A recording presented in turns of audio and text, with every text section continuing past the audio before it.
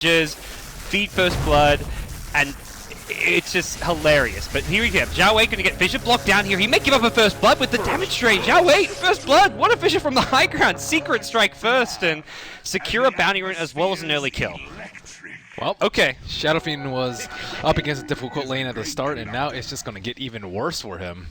Already has a boots advantage on him because of that kill. Yeah, and that's where both solo lanes for Secret will do well here. The bonus damage, Zai's actually diving onto ROTK under the tower. Well, ROTK lower the difficulty setting. He's going to feed a second kill to Zai on Team Secret. Things looking bad for BigGooooood here in the early game. It is just 2 minutes in, it's just a couple of kills.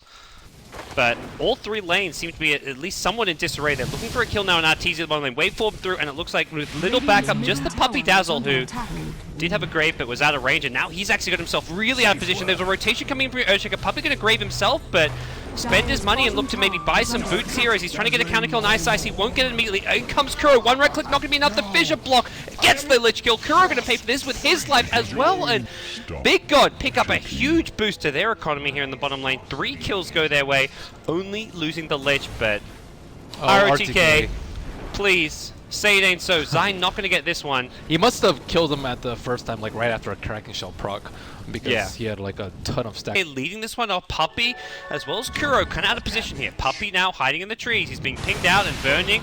Going to waveform through. No opportunity to use a grave. Kuro also in trouble with his TP, and Ravage is going to be coming out. Catches 2. Chain Frost to follow S4 and Kuro on the defense now. The Chain Frost still bouncing mostly to creeps, unfortunately. Zai will cop a bounce now, and no one on the BigGooooood team going down. They've got 2 here. The Echo Slam coming out from Kuro brings down your Shadow Fiend, though. A 2-for-1 trade with the carry Shadow Fiend taken out of the picture, but still a decent result for BigGooooood. Getting the kill on the Razor, getting the Dazzle as well, and now they're going to get a T1 tower possibly claimed here, although it looks like Secret will at least come in and try to find this deny. I mean, he doesn't want, what's he going to do, go on the Razor when he's being beaten in his face? That's really risky. But he does have his blink, which is the big deal. Top lane, Zai.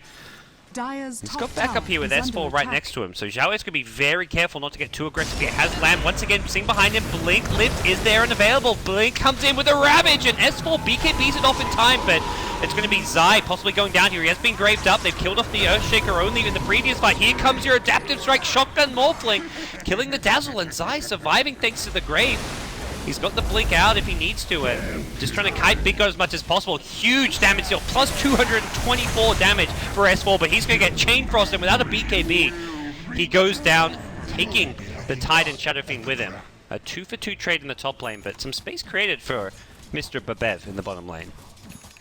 I think RTZ is playing this correctly, though. He hasn't died ever since the laning phase, and he's playing very, very safe. And Drow Ranger can't afford to be like more behind than she already is. And Secret don't really have like that great like high ground push, so they can't end the game that early. Also, they missed the first Roshan too, so that means that all these gems, and we will see the lasso come in. ROTK hoping for an anchor, or hoping for a Kraken Shell soon. He's going to get slowed down by the Frost Arrows, throws a Ravage, but that gets dealt with by the BKB. Secret in, well, a fantastic position. They're moving forward. Kuro goes in with a Blink Stun, but Zhao Wei BKBs it off the Fissure, though, catches 2 behind. Ice, he goes down, 2 dead on the BigGooooood side, and without ROTK using a buyback, they don't have that secondary Ravage, and S4 surviving on tiny bit of HP. Burning now in trouble, gets stunned up. Nope, he dodges it with a waveform. Gem hits the deck as Lich did die there, and the E-Blade comes out from Burning.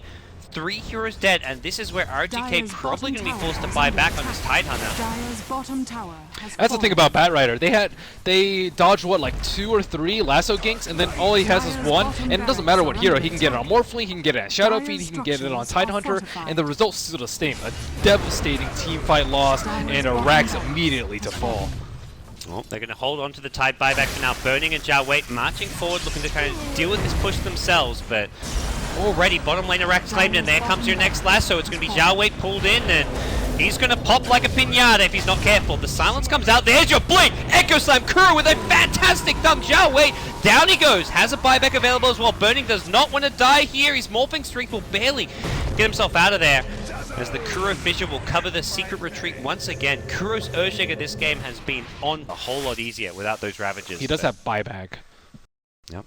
They're going to see Ice as well on the Lich. They're going to start with a Fisher. The lasso actually comes out on Burning. Can they bring him down? He does not have Aegis. Nice Ravage comes in. The second Ravage now as well. RTK hitting everyone. They bring down Drow Ranger and the Earthshaker. S4 BK beat up. Has the Eye of the Storm going. Trying to fight out Burning here. Stealing some decent damage. But even with plus 300 damage, he still can't fight. He's going to be brought down. It's ROTK Tidehunter showing up when it matters. Here on day 4. Hitting some big Ravages and holy cow, that is a like 6.5k gold swing. Man, Secret was so good about preemptively popping their BKBs every fight except for that one. Yeah. Only Razor got his BKBs off, and I think Bats were maybe on cooldown from the previous little skirmish. Weave comes out, and now they know. Oh, they're going to scout out Roshan now. They do see S4 as well. Here comes your shotgun. Going to force out the S4 BKB. Lasso onto Burning. The Ravage not going to hit. Goes for a second lasso. ROTK can he refresh? Doesn't look like he's got it. Morphling goes down. S4 not going to survive this one. ROTK still alive for the time being. He gets flame breaked away, and Zai going to get killed before he can kill ROTK. ROTK, do not walk in the fire. Whatever you do, he blinks to the low ground. Will get out. Meanwhile, Arteezy doing, well, rat-teasy things as he's going to look to force out the glyph in the mid lane. Chain Frost used on Manta-style illusions. Why the hell not at this point? Will also help deal with the creep. Negate a lot more of that physical damage as Kuro now in position to kind of deal with this push. A Blink Lasso in. Jawait is the target for this one. Can they bring him down fast enough? Lasso was stolen by your Rubik. Is he going to find an opening to use this one? They lose Jawait in the front lines though, and that's signal to retreat.